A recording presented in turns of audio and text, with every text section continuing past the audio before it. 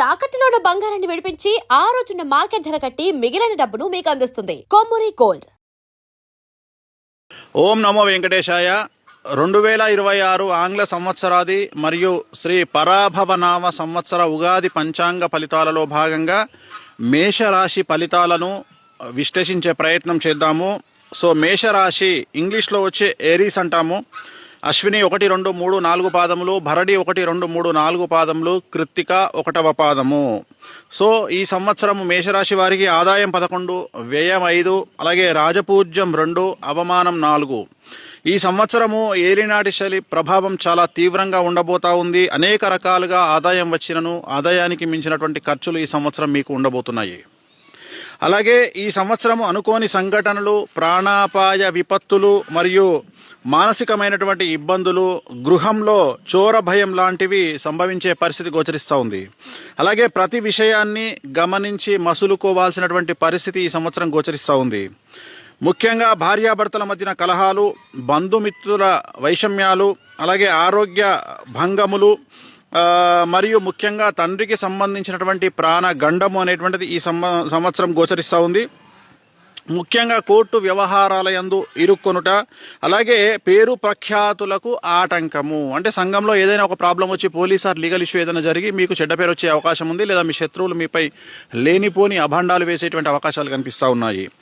ముఖ్యంగా విలువ కోల్పోవుట, సంసార సుఖరాహిత్యము. అంటే భార్యాభర్తల మధ్యన సంసార సుఖము ఉండేటువంటి పరిస్థితులు కారణం డిప్రెషన్ వల్ల అవ్వచ్చు, యాంగ్జైటీ వల్ల అవ్వచ్చు, సమస్యల వల్ల అవ్వచ్చు, ఆర్థికపరమైన ఇబ్బందుల వల్ల అవ్వచ్చు, టెన్షన్కు లోనయ్యేటువంటి అవకాశాలు కనిపిస్తూ ఉన్నాయి.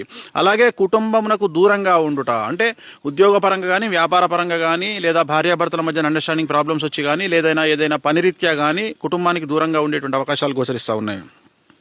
అలాగే ముఖ్యంగా బంధువుల వల్ల కష్టాలు, అంటే బంధువులకు డబ్బులు ఇవ్వడం కానీ, లేదా బంధువులకు ఏదన్నా సహాయం చేసి వాళ్ళ వల్ల సమస్యలు ఎదుర్కోవడం కానీ ఇలాంటివి జరిగేటువంటి అవకాశం ఉంది.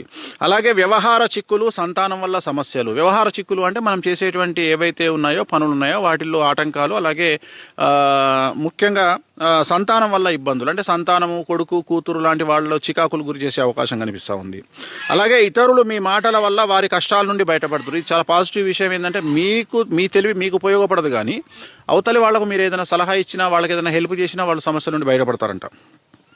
అలాగే శక్తికి మించిన పనులు చేసి కలిసి రాక నిరాశ నిస్పృహ కలుగును. అంటే శక్తికి మించి అనవసరంగా మీరు ఏమంటారు, మీరు ఒక ఫ్లోర్ ఎక్కగలిగితే మీరు 10 ఫ్లోర్లు ఎక్కడానికి ప్రయత్నం చేసి విఫలమయ్యి దానివల్ల అనేకమైన సమస్యలు కొని తెచ్చుకునే అవకాశం కనిపిస్తూ ఉంది. ముఖ్యంగా శరీర ఆరోగ్యం పట్ల జాగ్రత్త అనేటువంటిది తీసుకోవాల్సినటువంటి పరిస్థితి గోచరిస్తూ ఉంది.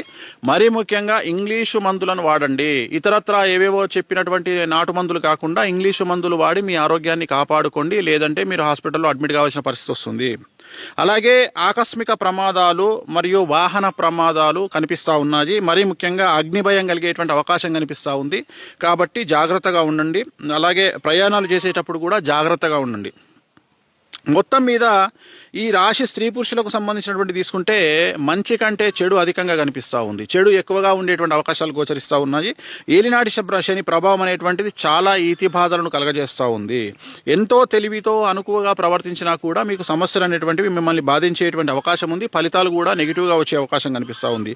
ప్రతి చిన్న విషయానికి కూడా జాగ్రత్తగా ఉండాలి. కష్టాలను ఎదుర్కొని ధైర్యంగా ముందుకు వెళ్తే కానీ మీరు ఈ సంవత్సరం బయటపడలేరు. అలాగే మీ ధైర్య సాహసాలే మీకు కొండంత అండ అనేటువంటి విషయాన్ని మర్చిపోకుండా ఉండండి. ముఖ్యంగా ఆదాయం మించిన ఖర్చులు, అంటే మీకు డబ్బులు వస్తాయి, బట్ ఆదాయం విపరీతంగా ఉన్న ఖర్చులు కూడా అంతకు మించి ఉంటాయి. సో రుణములు చేయడం, అంత ఆదాయం వచ్చినా కానీ రుణాలు చేయాల్సిన, అప్పులు చేయాల్సినటువంటి పరిస్థితి గోచరిస్తూ ఉంది. అలాగే ప్రతి చిన్న విషయానికి కూడా కలత చెందేటువంటి అవకాశం కనిపిస్తూ ఉంది. ముఖ్యంగా చేయు వ్యవహారంలో యందు వ్యతిరేకత, ప్రయాణంలో యందు ఇబ్బందులు మనం చెప్పుకున్నాం ఆల్రెడీ. అలాగే స్త్రీ మూలక ధన వ్యయము అనేటువంటిది, ధన లాభం అనేటువంటిది కనిపిస్తూ ఉంది. స్త్రీ మూలకంగా అంటే ఒక స్త్రీ మూలకంగా మీకు ఏవైనా డబ్బులు రావడము అలాంటివి జరిగే అవకాశం ఉంది. అలాగే విద్యార్థులకు సమస్యలు అనేటువంటి కనిపిస్తూ ఉన్నాయి. ఏలినాటి శని ప్రభావం వల్ల మార్కులు సరిగ్గా రాకపోవడము, ఫెయిల్ అవ్వడము, అలాగే ర్యాంకులు రాక కోరుకున్న కాలేజీల్లో ప్లేస్మెంట్స్ లేక ఇబ్బందులు పడేటువంటి అవకాశం ఉంది. వీసాలు రిజెక్ట్ అయ్యే అవకాశం కనిపిస్తూ ఉంది.